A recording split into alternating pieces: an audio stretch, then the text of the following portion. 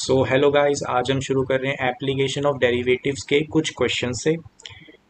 जितने भी पिछले चैप्टर्स हैं उनके क्वेश्चंस मैंने काफ़ी अच्छे खासे करवा दिए हैं, जो कि इंपॉर्टेंट क्वेश्चंस थे। और भी आएंगे ऐसे, बीच बीच में मैं डालते रहूँगा ताकि रिवीजन होती रहे। एप्लीकेशंस ऑफ डेरिवेटिव्स का ये हमारा क्वेश्चन नंबर 1 है, जिसको हम शुरू करते हैं। देखो, पहले तो क्वेश्चंस ये इजी लगेंगे एप्लीकेशन ऑफ डेरिवेटिव के, धीरे धीरे थोड़े टफ होते रहेंगे ना। हम पीवाईक्यूज को ज़्यादा फोकस करेंगे इस वाले चैप्टर के लिए, क्योंकि ये थोड़ा सा तुम कह सकते हो एडवांस में बहुत अच्छा आता है ये टॉपिक। और इसकी जो एनसीईआरटी है वो भी, उसे भी कहते हैं कि काफ़ी अच्छे लेवल की होती है, तो उसको भी एक बार कवर अप करना थोड़ा अच्छा रहता है। बाकी आपकी मर्जी है, अगर आप कोई अच्छी रेफरेंस बुक फॉलो करते हो तो इसकी ज़रूरत नहीं पड़ेगी। क्लियर है। लेकिन इसके जो क्वेश्चंस हैं उनको एक बार ट्राई करना ज़रूरी रहता है, ठीक है, प्रैक्टिस हो जाएगी। ठीक है, तो एनसीईआरटी के कुछ सवाल आप करते रहना, ठीक है। इसके इसके जो एनसीईआरटी है उसको कवर अप ज़रूर से कर लेना, उसमें कुछ क्वेश्चंस अच्छे लेवल के हैं। तो देखो, द फंक्शन एफ, यहाँ पर हमें क्या गिवन है, डोमेन गिवन है, और यहाँ पर को डोमेन गिवन है। क्लियर है। और हमें बोला है कि defined by this polynomial function, ठीक है, ये पॉलिनोमियल फंक्शन गिवन है, पूछा है 1 1 है, ऑन 2 है, ये सब चीज़ें पूछी हुई हैं। तो है तो ये फंक्शंस का, लेकिन इसको हम डेरिवेटिव से सॉल्व करने की कोशिश करेंगे। तो देखते हैं कैसे कर सकते हैं। सबसे पहले मैं डेरिवेटिव करूंगा एफ डैश ऑफ एक्स। मेरे पास आ जाएगा 6x² minus 30x plus 36। Clear है।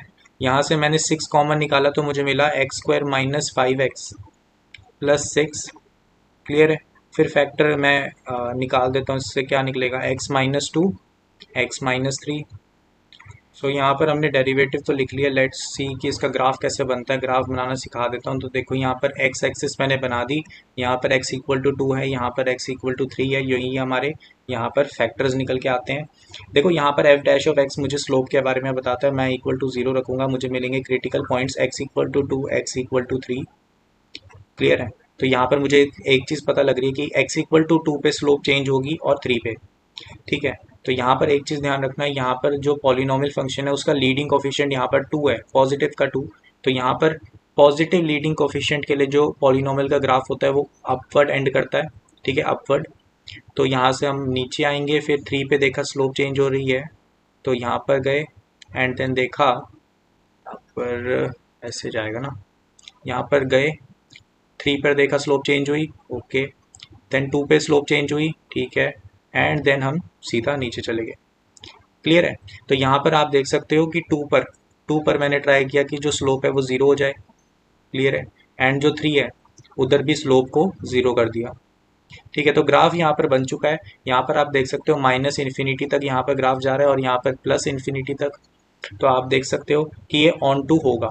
ठीक है, यहाँ से प्रूफ हो जाता है कि ये ऑन टू होगा। क्यों? क्योंकि तुम देख सकते हो कि 0 से लेकर 3 तक के बीच में यहाँ पर 0 होगा कहीं पे। ठीक है। नहीं, यहाँ पर ऑन टू प्रूफ नहीं हुआ, अभी करते हैं। 0 पे कुछ नेगेटिव वैल्यू आएगी एंड 3 पे भी नेगेटिव आएगी ना। तो मुझे बस इतना देखना है, 0 से लेकर 3 तक के बीच में ये कोडोमेन के बराबर आ रहा है क्या। तो यहाँ पर मैं देखता हूँ मैक्सिमम वैल्यू मुझे 2 पर मिलेगी, है ना। तो मैं एफ ऑफ 2 को कैलकुलेट करता हूँ। एफ ऑफ 2 मेरे पास आ जाएगा, एफ ऑफ 2 आ जाएगा 2, 2 का क्यूब माइनस 15, 2 का स्क्वायर प्लस 36 टाइम्स 2 प्लस 1। तो यहाँ पर आप देख सकते हो 16 माइनस यहाँ पर बन जाएगा 60 प्लस यहाँ पर बन जाएगा 72 प्लस 1। तो ये एक पॉजिटिव वैल्यू आ रही है। ये कितना बन जाएगा, ये ग्रुप करके माइनस प्लस 12 और ये 28, 29 बन रहा है। तो ये बात सही है कि मेरी मैक्सिमम वैल्यू है वो 29 ही आ रही है, 2 पर आ रही है। तो यस, 29 तक तो आ रहा है। मिनिमम वैल्यू मुझे देखनी पड़ेगी, वो या तो 0 पे होगी या फिर 3 पर होगी। आप देख सकते हो जैसे 0 से लेकर 3 तक के बीच में नेगेटिव वैल्यूज आनी है। तो ठीक है, 0 पर देख लेते हैं वैल्यू। 0 पर वैल्यू क्या आ जाएगी, 1 आ जाएगी, है ना। एफ ऑफ 0 की वैल्यू 1 आ रही है, सीधा देखने को मिल रहा है। एफ ऑफ 0 की वैल्यू 1 आ गई। एफ ऑफ 3 की वैल्यू कैलकुलेट कर लेते हैं। ठीक है। वैसे तो एफ ऑफ 3 की वैल्यू नहीं कैलकुलेट करोगे तो कोई नुकसान नहीं है, क्योंकि आपने ऑलरेडी यहाँ पर देख लिया कि ऑन टू हो गया है फंक्शन, है ना। एफ ऑफ 3 देखोगे तो मतलब बात ये हो जाएगी कि कोई बीच की वैल्यू आ जाएगी या 1 नहीं आ जाएगा। क्लियर है। तो बस आपको इतना देखना था कि को डोमेन के बराबर रेंज आ रही है कि नहीं आ रही, वो आ रही है, तो यहाँ पर फंक्शन ऑन टू हो जाता है। क्लियर है। ऑन टू हो जाता है, फिर बात पूछी गई है 1 1 की, तो यहाँ पर स्ट्रेट फॉरवर्ड दिख रहा है 1 1 का जो हम टेस्ट करते हैं। तो यहाँ पर आप देख सकते हो कि 2 पॉइंट्स पे कट कर रहा है हॉरिजॉन्टल लाइन, तो ये 1 1 नहीं है, ठीक है, तो नॉट 1 1, ठीक है। तो यहाँ से आपके पास आंसर निकल जाएगा कि ऑन टू है बट 1 1 नहीं है, सेकेंड ऑप्शन हमारा आंसर हो जाता है। क्वेश्चन ठीक है, इस क्वेश्चन को आप बेस की तरह समझो, ठीक है। यहाँ पर जब भी आपके पास रिस्ट्रिक्टेड डोमेन होती है, जैसे आपके पास यहाँ पर है ना 0 से लेकर 3 तक डोमेन है, तो रिस्ट्रिक्टेड डोमेन में आपको ध्यान रखना पड़ता है मिनिमम वैल्यू 0 पे भी हो सकती है, 3 पे भी हो सकती है। क्लियर है? तो ये चीज़ थोड़ा सा ध्यान रखने वाली है, बाकी इस क्वेश्चन में कोई और खास बात नहीं है।